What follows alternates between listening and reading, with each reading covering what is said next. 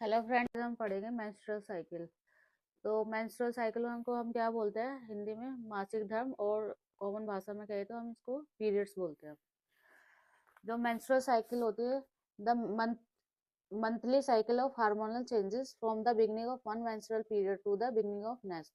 इसमें क्या होता है? मेंस्ट्रुअल साइकिल में क्या होता है कि जो हार्मोनल चेंजेस होते हैं हमारी बॉडी में, फीमेल की बॉडी में, तो उसमें वो कब से स्टार्ट होता है? जैसे हमें फर्स्ट पीरियड आया और उसके नेक्स्ट पीरियड तक का हमारी बॉडी में जो हार्मोनल चेंजेस होते हैं ड्यूरिंग दिस, तो उसको क्या बोलते हैं? Menstrual cycle. और इसका जो नॉर्मल साइकिल जो होती है हमारी 28 to 35 डेज होती है फीमेल्स में, और इसको हम एवरेज काउंट करें तो ये हम फीमेल में 28 डेज की साइकिल होती है। जो ब्लड लॉस होता है एक फीमेल में एवरी पीरियड, एवरी मेंसेस के टाइम पे, तो वो 10 to 80 ml होता है, और उसको हम एवरेज काउंट करें तो वो 40 ml होता है।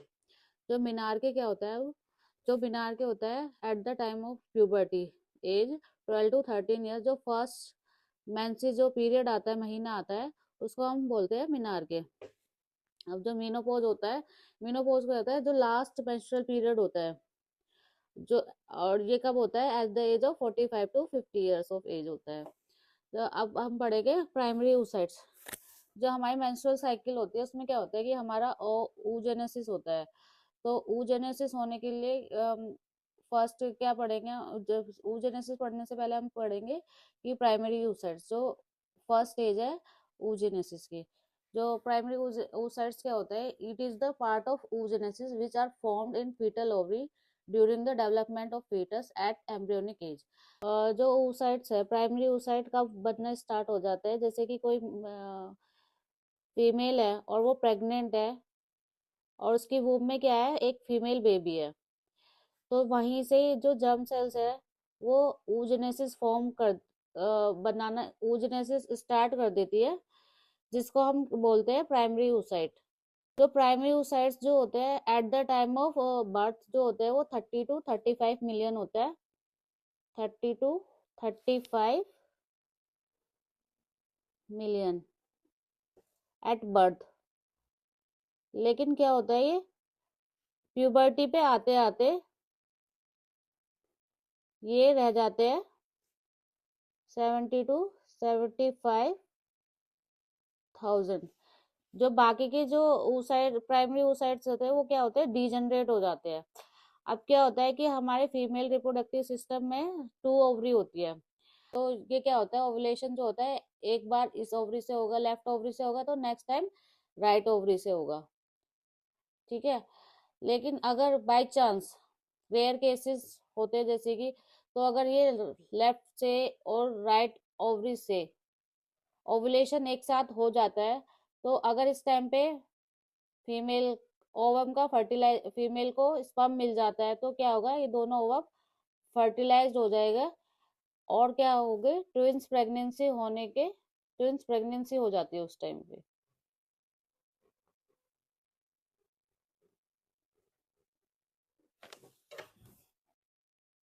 अब हम पढ़ते हैं मेंस्ट्रुअल फेजेस को। जो हमारे मेंस्ट्रुअल फेजेस होते हैं तो 4 फेज में डिवाइड होता है। फर्स्ट है मेंस्ट्रुअल फेज, सेकंड है पोरिफलेटिव और इस्ट्रोजन फेज, और प्री ओवुलेटरी फेज, तो 0 से 14 डेज का होता है। थर्ड है ओवुलेटरी फेज, फोर्थ है सिक्रेटरी और प्रोजेस्टेशनल और लुटियल फेज, और पोस्ट ओवुलेटरी फेज। अब हम पढ़ेंगे कि जो फर्स्ट है मेंस्ट्रुअल फेज 0 से 4 डेज का होता है। इसमें क्या होता है कि मेंस्ट्रुएशन ब्लीडिंग होती है, मीन्स पीरियड्स वाले जो दिन होते हैं 0 से 4 डेज, इसको मेंस्ट्रुअल फेज बोलते हैं।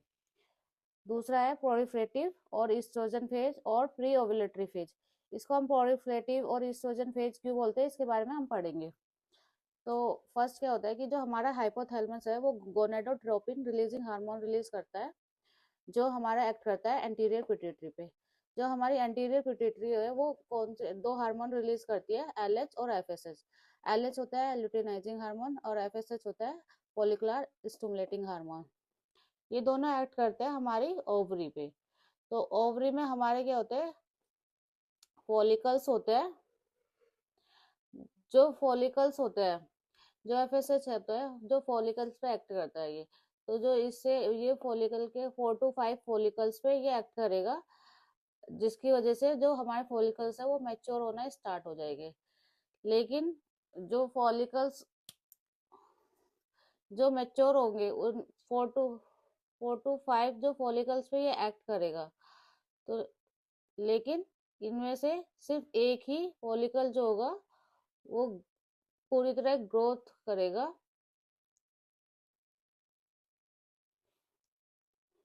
मीन्स मैच्योर होगा। मैच्योर होगा जो जिसको हम सेकेंडरी oocyte और ग्राफियन फॉलिकल्स बोलते हैं। अब क्या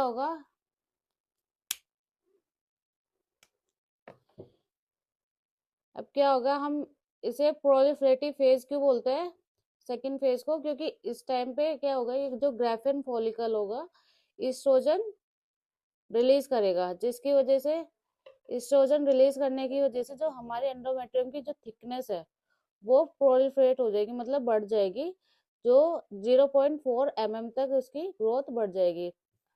प्री ओवुलेटरी फेज क्यों बोलते हैं, क्योंकि ये ओवुलेशन से पहले होता है, और जिसे 0 to 14 days क्यों काउंट करते हैं, क्योंकि जो हमारा ओवुलेशन होता है एट 14 days पे होता है, तो इसलिए 0 to 14 days काउंट करते हैं इसको।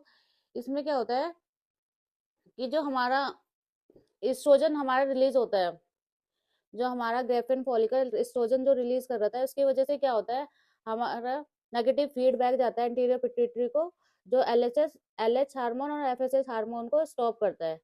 लेकिन वो 24 आवर्स तक ही ऐसा होता है, उसके बाद क्या करता है, ईस्ट्रोजन बोलता है एंटीरियर पिट्यूटरी को एलएच हार्मोन को एकदम से सर्च कर दो, तो ईस्ट्रोजन सर्च होने के आफ्टर 24 आवर्स बाद एलएच हार्मोन सर्च हो जाता है, और एलएच हार्मोन सर्च होने के 9 घंटे बाद हमारा क्या होता है, ओवुलेशन होता है after 9 hours of LH search, तो जिसे हम बोलते हैं ओवुलेटरी फेज। अब ओवुलेटरी फेज में क्या होता है कि जो हमारा बेसल बॉडी टेम्परेचर है वो इंक्रीज हो जाता है, और ये कितना इंक्रीज होता है, 0.5 degree Celsius to 1 degree Celsius.